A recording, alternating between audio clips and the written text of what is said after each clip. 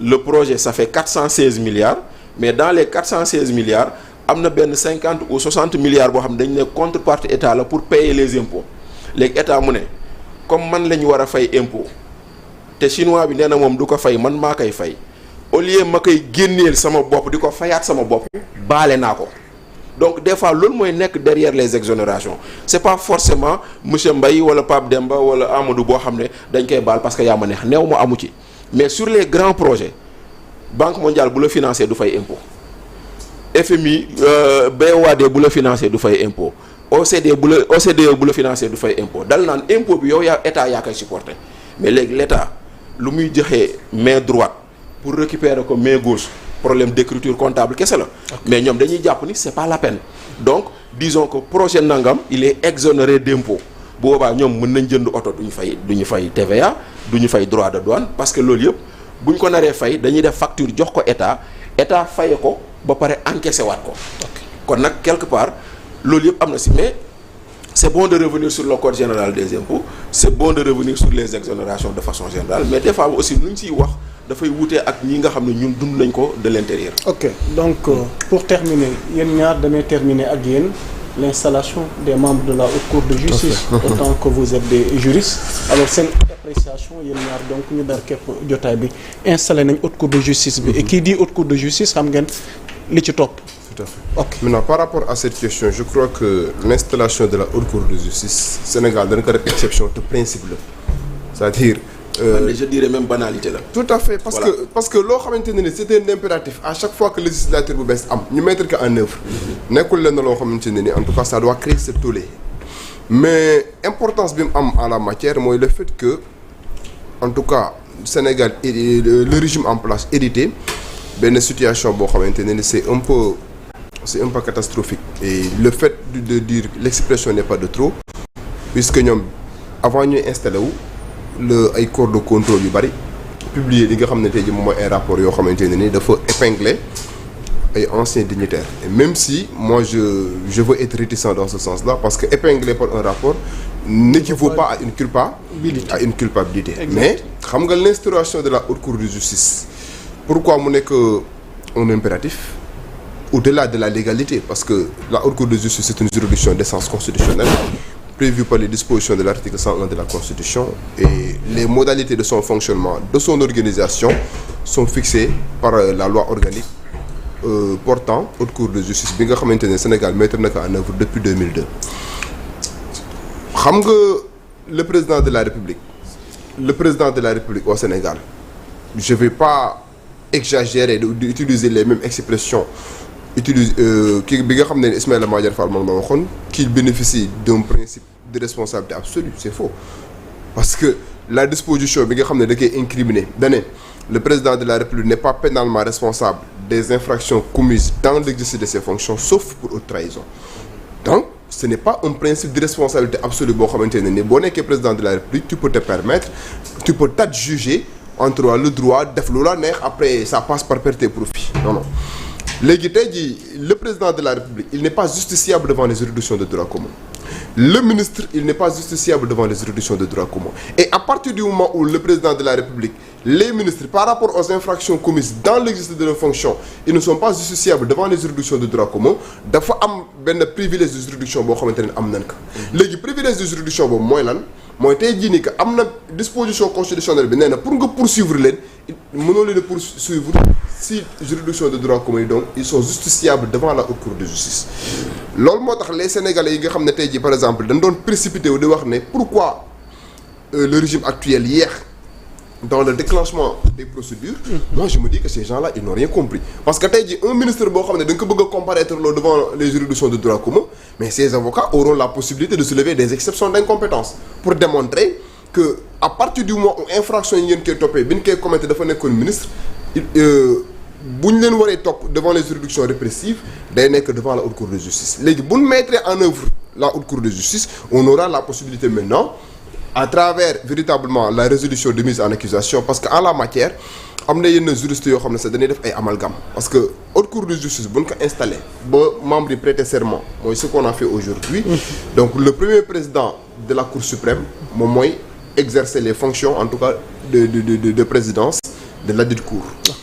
ki nga xamante ne tey jii moom moo war a déclencher les poursuites parce que pour ñu jàpp il faut que mu am ko déclencher poursuite en la matière c'est le procureur général près de la Cour suprême moom moo mën a engager des poursuites. Mais il engage des poursuites à la suite de la résolution de mise en accusation votée à l'Assemblée nationale. mooy Assemblée nationale dañuy voter benn résolution de mise en accusation. Résolution boobu le président de l'Assemblée nationale di jël jébbal ki nga xam ne tey jii moom mooy le procureur général près de la Cour suprême. moom à son niveau dina déclencher des poursuites et bu déclencher des poursuites en la matière l'instruction est obligatoire. et bu fekkente ne l'instruction est obligatoire dinañ mettre en œuvre aussi une commission d'instruction boo xam ne c'est le premier président de la Cour d'appel moom moo koy jiite. léegi le premier président de la Cour d'appel day utiliser les règles classiques. de la procédure pénale. Code pénal, code de procédure pénale. Moi, par exemple, les dignitaires ils sont justiciables devant la haute cour de justice, ils auront la possibilité d'organiser leur défense. Donc, parce que dans la haute cour de justice, de respecter les droits de la défense. Ils auront la possibilité. Très bien, ils ont la possibilité de choisir des avocats. Et même en la matière, pour les avocats, la commission d'office des état moment di utal ay avocats.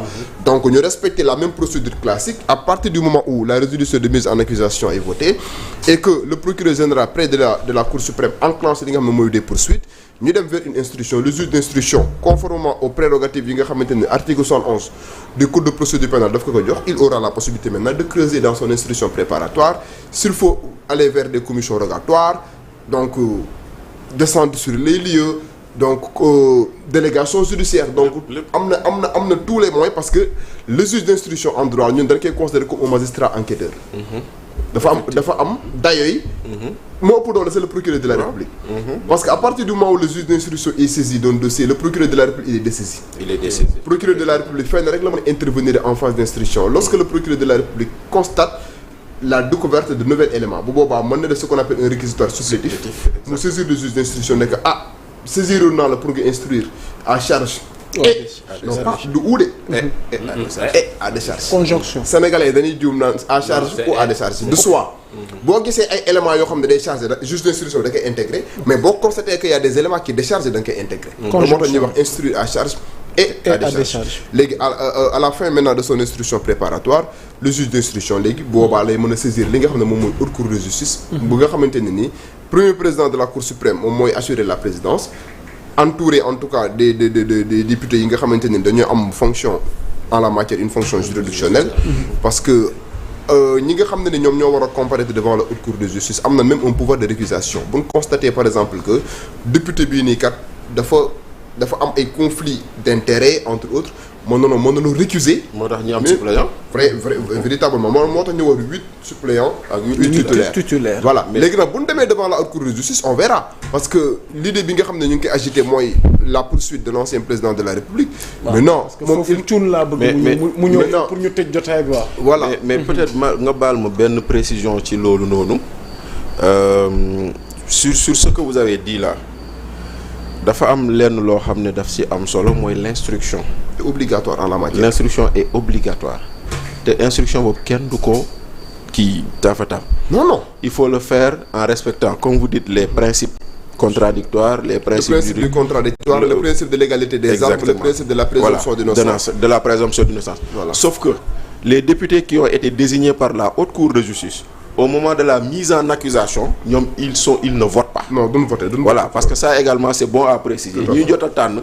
bu ñuy dem di def mise en accusation. ils ne votent pas. ok voilà c'est pour éviter des voilà exactement mais beneen bi xam nga haute cour de justice moom grand dañuy sonn rek mais c'est une juridiction politique. boo demee ci livre de Ousmane Camara qui s'appelle Mémoire d'un juge. am na fu muy waxee naan. La haute cour de justice n'est là que pour donner un habillage juridique à quelqu'un qui a déjà été condamné avant l'heure. Et c'est ce qu'il dit parce que en réalité ku ñu topp haute cour de justice ci ministre ak ci premier ministre ak ci président de la République c'est parce que c'est un acte politique mooy lu ma la waxoon semaine passée fii à propos de Macky Sall tey jii nii moo fi nekkaat ba tey ils vont peut-être poursuivre des gens oui ils vont peut-être mettre des gens en prison certainement mais ce sera des actes politiques et rien que des actes politiques. mais nag monsieur Fofana par rapport à l'acte politique c'est une juridiction d'essence politique d'essence je dis bien politique parce que. moi j'ai répété Ousmane Camara. Non je sais. Voilà. Parce que j'ai précisé dans mes explications que c'est une juridiction d'essence constitutionnelle. La constitution moom mooy la charte fondamentale mooy organiser le fonctionnement des politiques entre autres. mais nag au-delà de cet aspect politique il ne faut pas perdre de vue que le premier président de la Cour suprême moom mooy ñëw toog. Ce ne sont pas les députés. mais non attendez le premier président de la Cour suprême moom mooy présider les débats. Les personnes yi nga xam ne dañuy comparaître devant la dite cour elles auront la possibilité ces personnes-là de se faire assister en la matière par des avocats. L'instruction sera respectée. Donc bu boobaa. mais après le caractère politique, le juré se retire pour délibérer.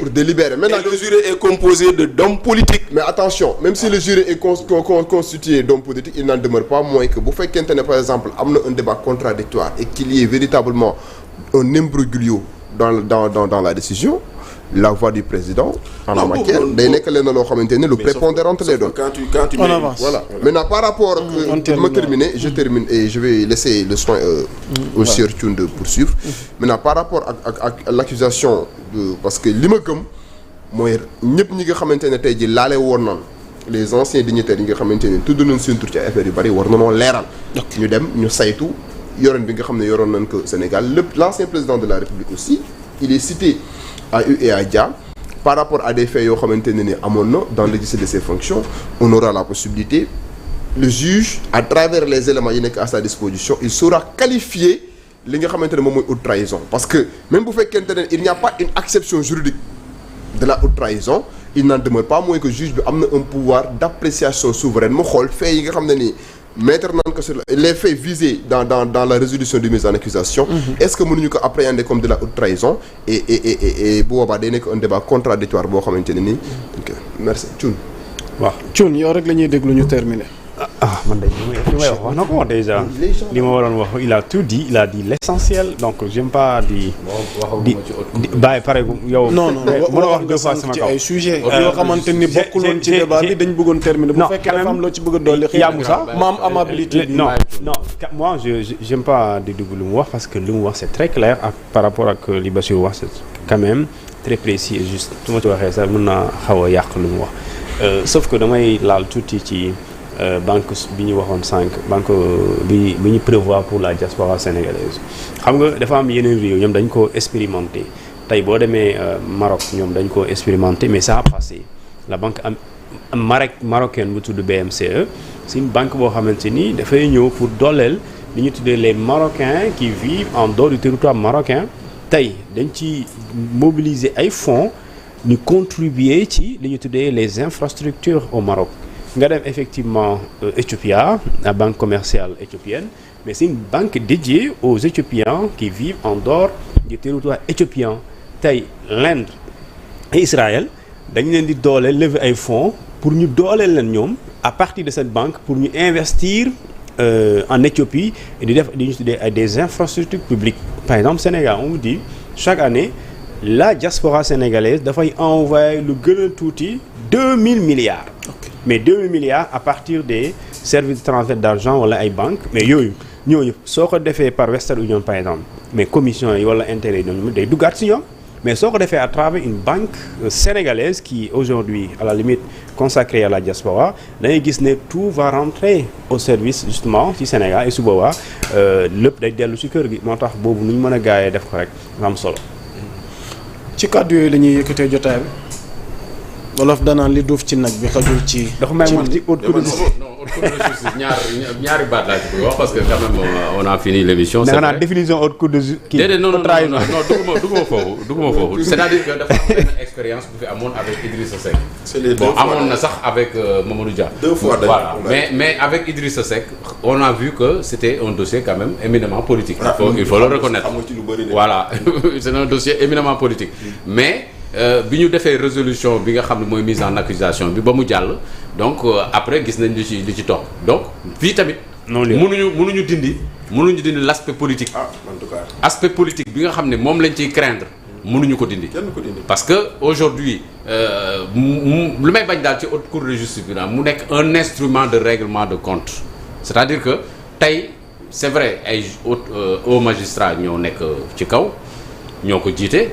aux magistrats yooyu on leur fait confiance, mais hommes politiques aussi on leur fait confiance, mais il faut aussi se dire que ces hommes politiques aussi ils ont des sensibilités, ils ont des colorations politiques. Sauf que mënuñ dicter la loi. Non, ils dictent pas, mais comme ni ko waxee sànq rek c'est dans le délibéré. bu ñu demee ba juré bi taxaw di délibérer est-ce qu'ils ont parce que ñu bëri loolu la ñu wax c'est-à-dire que tey waroon nañ réformer sax ni ñuy tànnee les députés yi participer waruñu tànn sur la base rek de groupe parlementaire et tout ça war nañu mën a tànn ci sur la base de compétences. mais ñu tànn tamit ils ont le profil hein. waaw non je dis pas qu'ils n'ont pas le profil. c'est un juriste. Amadou Ba non je dis pas qu'ils n'ont pas le profil dama ne moo war a nekk critère bi. Comment dirais-je le critère de choix doit se focaliser sur les compétences parce que ici il s'agit de juger des gens donc il faut que nit ñi am ay prédispositions au moins bu ñu jëlee ñi nga xam ne am nañ prédisposition tant mieux mais c'est vraiment dinañ ci rax ñoo xam ne amuñu expérience les députés ne jugent pas. waaw non dafa like mais ils donnent leur point ils donnent leur avis ñoom ñooy toog wax. lu ñu jàpp. waaw après avoir écouté tout le monde. waaw est-ce qu'il est coupable ou non après le juge délivre la sentence. le juge va avoir le dernier mot c'est vrai. mais le juge au-delà du fait que tey jii muy prendre en considération les avis les voix discordantes en tout cas de ces suppléants yi nga xam ne ñoom ñoo nekk autour de lui.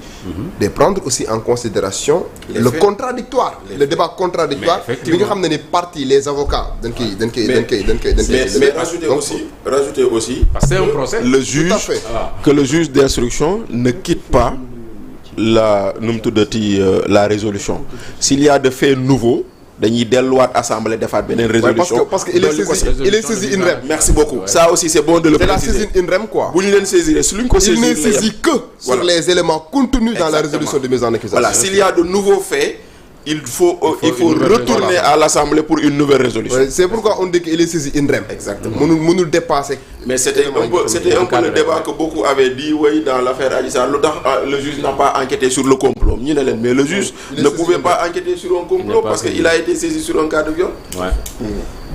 effectivement. donc il faut lui faire du café. Et la contumace aussi est applicable. Hein. Ah oui. À la matière. Tous les éléments du code pénal et du code de procédure pénale sont applicables. di baaluwaat ak internautes yi donc c'est ça l'esprit de Carrefour donc c'est nous dans di leen baaluwaat ak wax di leen jox dig daje samedi prochain incha allah rabbi non Pape Amadou Mbaye loo bëgg ne jàmm man dinaa am loolu du ñu boole maintenant je vraiment damay rafetlu la tournure en tout cas du débat je crois que contradictoire moom lu am solo la mais l'essentiel que ñu def ko de manière saine et yaakaar naa ne c'est ça l'esprit voilà donc j'ai respecté le point de vue des uns et des autres donc les associations mon grand Amadou Diouf Bachir Fofana par rapport à la pertinence de leurs propos Machallah. et je crois que aussi on continue comme ça ñuy tax a wax de suñu bopp parce que débat moom bu fekkente ne li lay tax a wax c'est du sa bopp intuitif personnel rek loolu ñun li ñuy intéressé mooy éclairer la lanterne des téléspectateurs par rapport à ça donc may nuyu le président de l'association sénégalaise des professionnels des ressources humaines Ibrahima Mbaye. C'est un grand que je oui un homme très très gentil très généreux machallah moom sama xarit la il m'a dit même un jour que moom xamante ngeen on converse beaucoup donc moom dañuy suivre avec beaucoup de temps beaucoup ressources humaines j'ai toujours recours à son expertise tout à fait donc des fois ma laaj ko des éléments sur le code du travail sur le droit c'est quelqu'un que je consulte. C'est un homme providentiel di nuyu aussi ma très chère Dieynaba Ndiaye donc bi nga xamante ne aussi mu ñu doon suivre avec beaucoup d'attention donc di ñaan yàlla que lépp lu ñu fi wax rek mu nekk xéewal bu yàlla di tur ci Sénégal merci. alors Mamine donc ci kàddu yooyu la ñuy wax ni demain à 12h incha allahu rabbi danaa dalal fii pour un entretien spécial docteur Alpha Ba secrétaire d'État aux coopératives et à l'encadrement paysan un cadre de Pastef ñu dikkaat ci tolluwaay réew mi di jaajëfal mon cher doyen Amadou Diouf Bachir Fofana Pape Demba Thiaw Amadou Mbaye. C'est pas un doyen, c'est le seul doyen ici. Non mais heureusement j'ai bien fait de le. Oui, bien sûr. Le communicant analyste politique Bachir. dafa suspendre mandat de journalisme quoi. Non mais man dañ maa dàq code de la presse parce que nee nañu fa mën a wuti carte de presse te du ma dem. La sortie est quotidienne wala. Non c'est par semaine tout par hebdo par chaque samedi. jeex tous les soirs c'est sûr Amadou Mbaye rendez-vous est pris samedi prochain à partir de 20h bu ko defee ñu tàmbali heure pare heure jaa ngeen jëf wa salaam ngeen baal ñu encore une fois.